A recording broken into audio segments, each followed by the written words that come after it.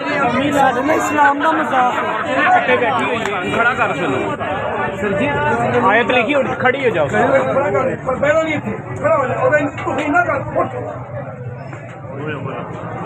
ساڈے اسلام کا مذاق ہے یار یہ نا اس سے کہہ دو کہ ایک کمیز سے اتار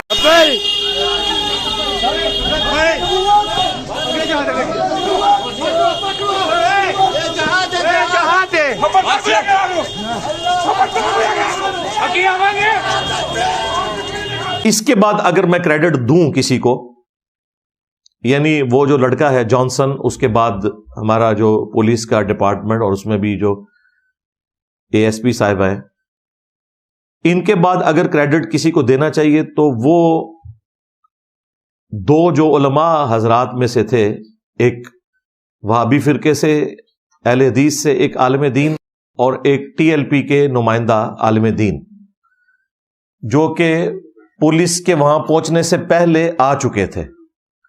اگرچہ انہیں بلایا تو اس چکر میں گیا تھا کہ وہ دیکھیں کہ اس کے اوپر لکھا کیا ہوا ہے۔ اندازہ کریں یہ اسلامی جمہوریہ پاکستان ہے اور مذہبی لوگوں نے اس عورت کو روکا ہوا ہے اور کسی کو یہ پتہ نہیں ہے کہ یہ حلوہ ورڈ جو لکھا ہے اس کا مطلب کیا ہے۔ حلوہ کھاتے بھی ہیں اور کھلاتے بھی ہیں۔ ہاں، اس کے باوجود بہرحال ان کو میں کریڈٹ دوں گا اس حوالے سے کہ انہوں نے ایٹ لیسٹ موب کو انگیج کیا اور انہوں نے کہا کہ جی پولیس آ رہی ہے، اس معاملے کو ہم دیکھیں گے۔ اور ہمارا جو سیکولر طبقہ ہے انہوں نے یہ والی جو ان کی کنٹریبیوشن ہے اسے اوور لک کیا۔ بعد میں جو انہوں نے کام ڈالا ہے وہ انشاءاللہ اس کو میں ڈسکس کروں گا، لیکن اس وقت جو 15-20 منٹ کریٹیکل تھے اس میں وہ جو لڑکا جانسن اور اس کے بعد یہ جو دو علماء، ایک وہابی اہل حدیث فرقے سے شاکر صاحب تھے اور ایک وہ ٹی ایل پی کے بڑے نمائندہ سے ہیں لاہور میں، وہ تھے، انہوں نے پبلک کو انگیج کیا ہے اور انہوں نے پبلک کو ان تک پہنچنے سے روکا ہے، اور یہ بالکل ان کا کریڈٹ ہے اور یہ ان سے کوئی نہیں لے سکتا۔ میں اس حوالے سے انہیں سلام پیش کرتا ہوں، اور اگر میں انہیں سلام پیش کر رہا ہوں تو میرا خیال ہے اس کے بعد انہیں کسی سرٹیفکیٹ کی ضرورت نہیں ہے انشاءاللہ، کیونکہ میں تو کوئی موقع جانے نہیں دیتا کہ مولوی جہاں کہیں اسلام کو نقصان پہنچائیں تو میں ضرور ہائی لائٹ کرتا ہوں۔ اگر میں کریڈٹ دے رہا ہوں تو یقیناً وہ لوگ جو علماء سے چڑھتے ہیں انہیں بھی یہ کریڈٹ ان کو دینا چاہیے۔ اگر آپ انصاف کے اوپر قائم نہیں ہوں گے اور کسی کو اچھے کام کے اوپر اپریشیٹ نہیں کریں گے تو مستقبل میں آپ امید نہ کریں کہ وہ مزید کوئی اچھے کام کرے گا۔ وہ کہے گا بھائی برائی کریں تب بھی گالیاں پڑتی ہیں، اچھائی کریں تب بھی گالیاں پڑتی ہیں، اور اچھائی کرنے سے ڈبل گالیاں پڑتی ہیں، اپنوں کی بھی پڑتی ہیں۔ ظاہر ہے جو سر پھیرے قسم کے مذہبی پرورٹڈ نیچر کے لوگ ہیں وہ تو اس قسم کی ایکٹیویٹی کے بعد کوئی لاش دیکھنا چاہتے تھے، انہیں تو نہیں ملی، ان کی گالیاں بھی وہ کھائیں گے، اور پھر اگر لبرلز بھی اور سیکولرز بھی ان کو گالیاں دیں گے اور ان کی یہ جو اچھائی ہے اسے ہائی لائٹ نہیں کریں گے تو آندہ وہ یہ والی اچھائی بھی نہیں کریں گے۔ ٹھیک ہے، وہ کہیں گے اگر گالیاں ہی کہانی ہے تو ایٹ لیسٹ ہم کوئی کام ڈال کے تو اپنے لوگوں کی تعریف تو اویل کریں، تو وہ اس طرف چل پڑیں گے۔ علمی پوائنٹ نمبر 4 وہ ہے میرے بھائیوں، اس پورے انسیڈنٹ کے بعد جو ایک معافی نامہ والا ایشو ہوا، اور بڑے دکھ کی بات ہے کہ پولیس کے لوگوں کی موجودگی میں یہ پوری ایکٹیویٹی پرفارم ہونا، چلیں وہ ایکٹیویٹی پرفارم ہوئی، پھر اس کی ویڈیو بننا اور پھر ویڈیو پبلک میں سرکولیٹ ہو جانا، اور کتنی ڈھٹائی کے ساتھ وہ مولوی، ایک وہابی جو اہل حدیث ہیں اور ان کے ساتھ 2-3 ان کے کارندے وہ بھی، اور ساتھ ایک ٹی ایل پی کے تھے جو مولانا صاحب وہ بھی بیٹھے ہوئے ہیں، اور بیچ میں اس بیچاری سہمی بھی عورت کو بٹھایا ہوا ہے، اور ساتھ پولیس بھی کھڑی ہے، اور وہ عورت کہہ رہی ہے کہ جی میں جو کچھ میں نے کیا اس کے اوپر میں معافی مانگتی ہوں۔ اندازہ کریں، یعنی اگر اس نے کچھ نہیں بھی کیا ہوا، جو یقیناً نہیں کیا، کوئی گستاخی والا ایلیمنٹ تو ہے نہیں اس کے اندر، اسے پکا کر دیا کہ اس نے گستاخی کی ہے، تو میرے بھائی آپ نے تو عوام کو یہ پڑھایا ہوا ہے کہ گستاخ رسول کی ایک ہی سزا سرطن سے جدا، اور آپ تو 295C میں یہ شک بھی ایڈ نہیں کروا سکے کہ اگر کوئی شخص معافی مانگ لے تو اس کی معافی قبول ہے۔ آپ تو کہتے ہیں گستاخوں کی معافی بھی قبول نہیں ہے، دنیا سے انہیں جنت میں پہنچایا جائے گا، آخرت میں اللہ اور اس بندے کا معاملہ ہے، دنیا سے تو ہم اسے نکال دیں گے. تو آپ کی ڈاکٹرن کے اندر تو یہ جو آپ نے مسئلہ کھڑا کیا ہے کہ اس سے معافی منگوائی ہے، یہ تو آپ نے اس کو ولنریبل کر دیا کہ واقعی اس سے کوئی گستاخی ہو گئی تھی. اچھا، اب اگلے دن جب اس چیز کے اوپر اعتراض کیا لوگوں نے تو پولیس ڈپارٹمنٹ نے تو اپنی جان چھڑا لی. وہ جو اے ایس پی صاحب ہیں انہوں نے تو کہا کہ جی یہ میری مرضی سے نہیں ہوا، ہم تو صرف سامنے کیا تھا کہ چلیں، چونکہ انہوں نے پورا ایشو سنبھالنا ہے بعد میں، تو یہاں پہ معافی تلافی والا معاملہ کوئی اس حوالے سے ہو جائے کہ آئندہ کے لیے کوئی ایکٹیویٹی پرفارم نہ ہو. ہم نے اس آگ کو ٹھنڈا کرنا تھا. اگر آپ نے اس آگ کو ٹھنڈا کرنا تھا تو اس کی ویڈیو کیوں بنوائی ہے آپ نے معافی نامے کی؟ یہ تو آپ آگ کے اوپر تیل ڈال رہے ہیں. اور اگر کوئی ویڈیو بنانی بھی تھی تو معافی کے لفظ کے بغیر بناتے.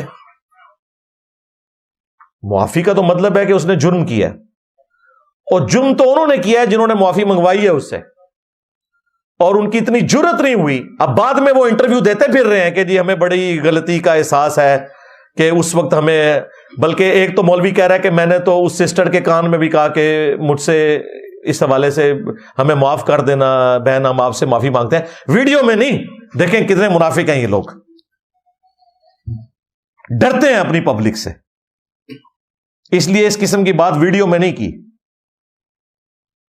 ان کی ماؤں بہنوں کو اس طریقے سے بٹھا کے کوئی جعلی الزام لگا کے معافی دلوائے تو ان مولویوں کے اوپر کیا گزرے گی؟ شرم بھی نہیں آتی ان کو. اور انہیں جو ہے نا اسلام خطرے میں نظر آ جاتا ہے اس حوالے سے.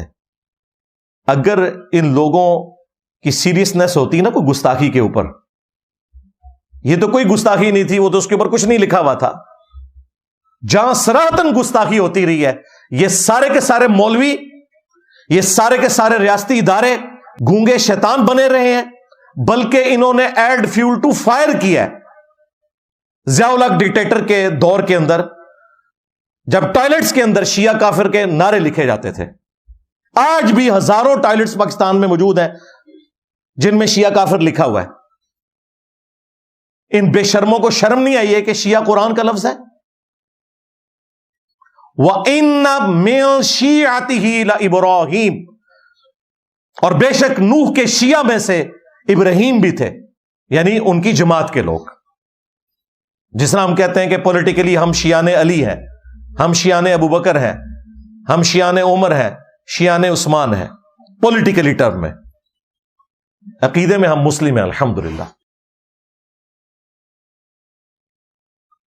تو حضرت ابراہیم علیہ السلام کو اللہ تعالیٰ نے کہا کہ نوح کے شیعہ میں سے تھے، یعنی اسی گروہ میں سے تھے. تو جب شیعہ کافر لکھا جا رہا تھا، شیعہ بھی قرآن کا لفظ تھا، کافر بھی قرآن کا لفظ تھا، اس وقت تو ان کی غیرت نہیں جاگی.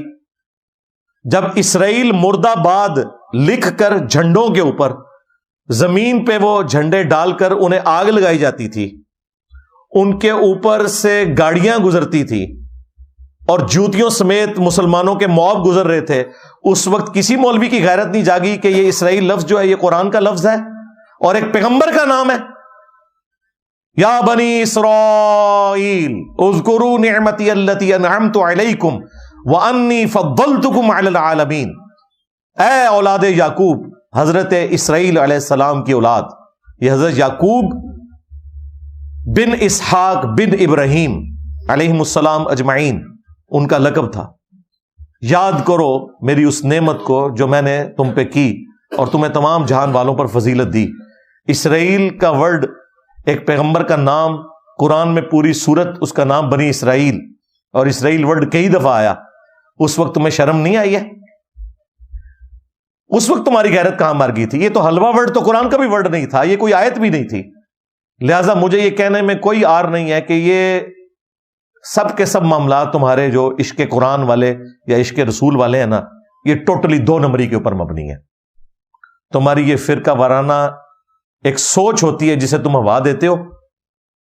باقی اگر تم اس کاز کے ساتھ مخلص ہو، چلو ابھی مجھے جھوٹا کر دو.